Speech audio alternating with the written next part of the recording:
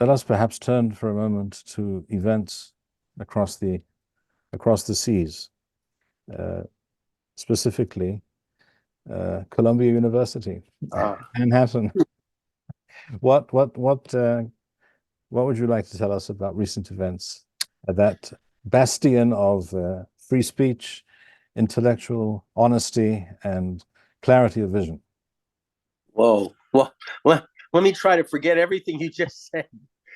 Um, I think what happened was you have a group of very, very bored, undereducated children, propagandized children, indoctrinated children, who have seized this moment after October 7th as an opportunity to exhibit their strength, their ideological zeal.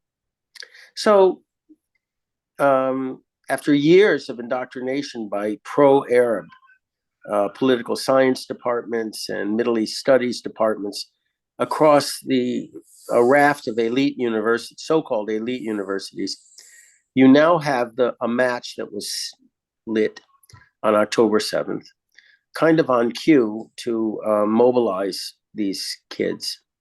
So right now in Colombia, they had set up an encampment that basically brought academic activities on the campus to a halt.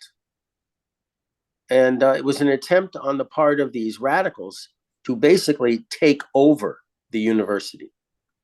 And their actions, even though they were finally suppressed by the university president, who had just been grilled in Congress for her inadequate response to anti Semitism on the campus, she, maybe out of fear for her position and the university's future access to federal funds, called the New York Police Department in to clear the compound. Well, now, in solidarity, again, right on cue, other progressive, anti-imperialist, anti-Semitic groups, university groups on various other campuses are now starting up these encampments. And when you listen to these kids, as I did with one, he was yelling at an openly Jewish individual saying, what happened on October 7th was just the beginning. We will kill all of you in Israel, in Europe, and the United States. Wow. Wow. This had nothing to do with the Palestinians. Really, it didn't. This was like Nazi Germany, in the 1930s. So you listen to this rhetoric coming out, and it's actually turning off a lot of people because when they start burning American flags and start criticizing the American Jewish community in terms that were very suggestive of the Nazis or very reminiscent of the Nazis, a lot of people are waking up now to the fact that these kids do not represent hardly anybody in the United States. It's a thin, statistically insignificant crust of people that have an outside influence on the far left of the Democratic Party that has now basically swallowed the Democratic Party. They've taken the Democratic Party over.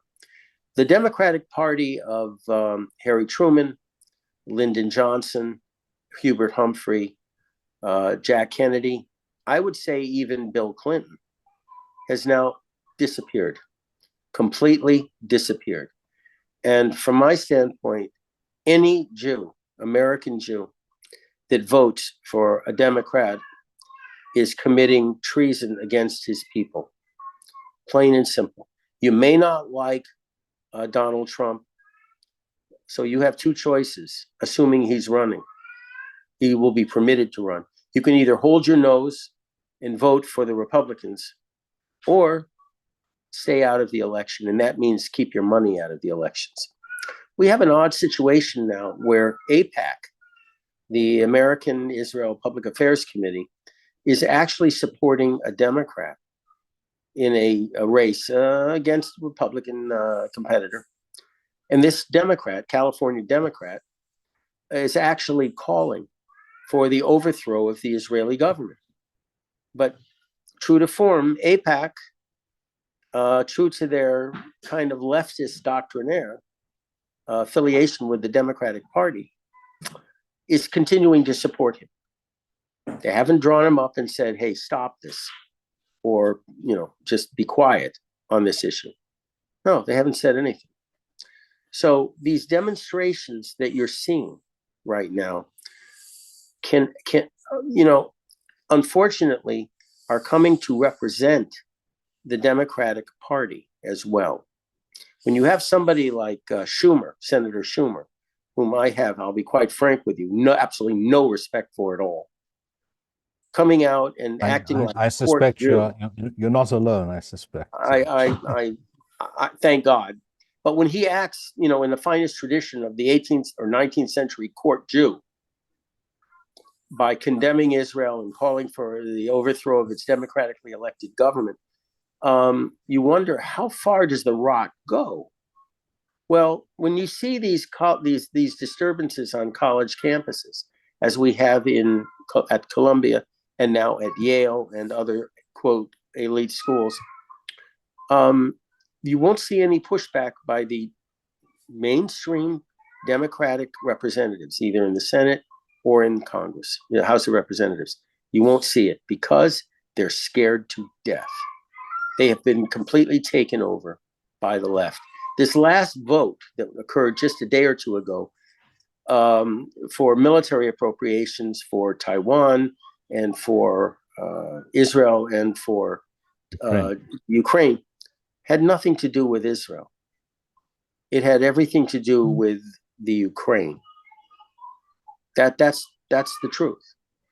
The amount of money allocated for Israel was hardly significant, and most of it is going either to American military industrial facilities or humanitarian relief for the quote unquote Palestinians who are being oppressed in Gaza. Okay? So even in those instances where the Democratic Party has come out ostensibly in favor of Israel, you have to dig a little deeper to find out why that so many Democratic senators and congressmen voted for this bill.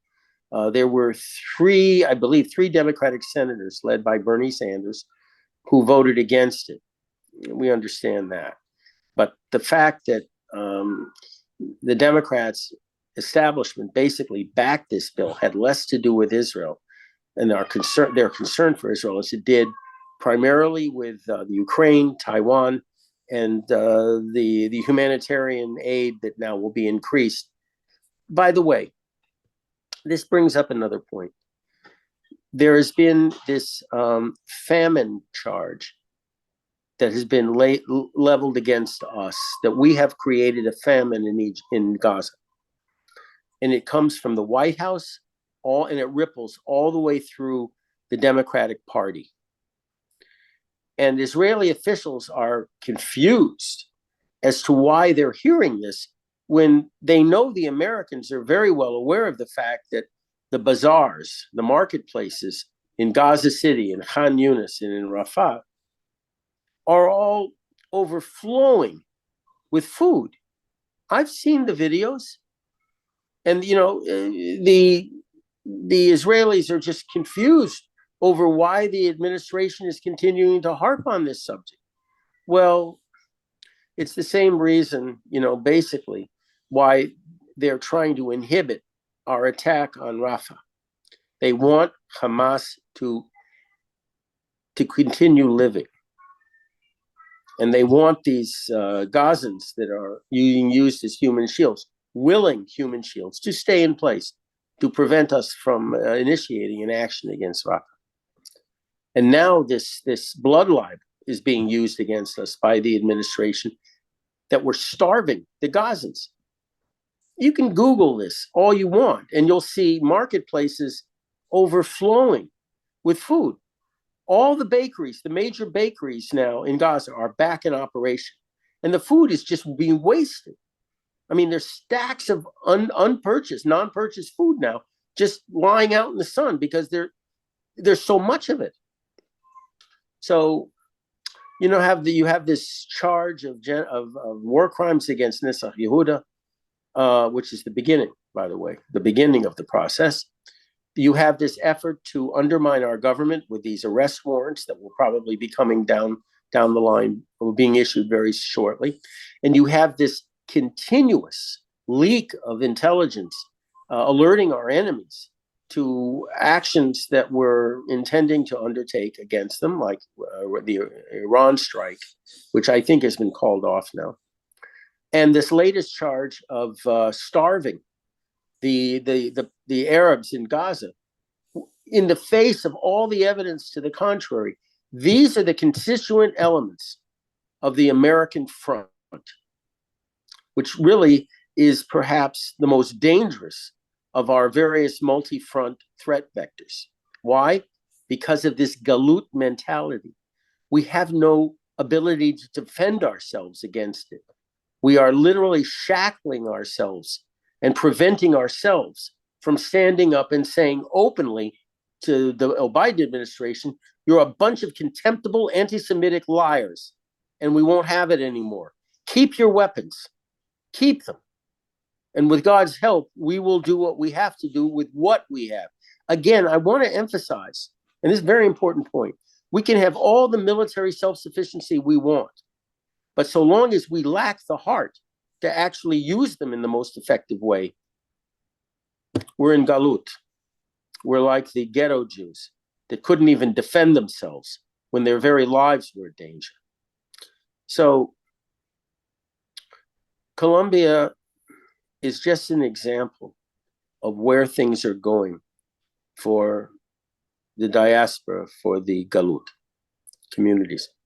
Friends of mine who live in New York have told me that they were like dreamers, if I can use that expression. They were like dreamers in the Golden Medina. We were as dreamers. Correct. As in the book of Psalms. That they were actually walking across a frozen lake.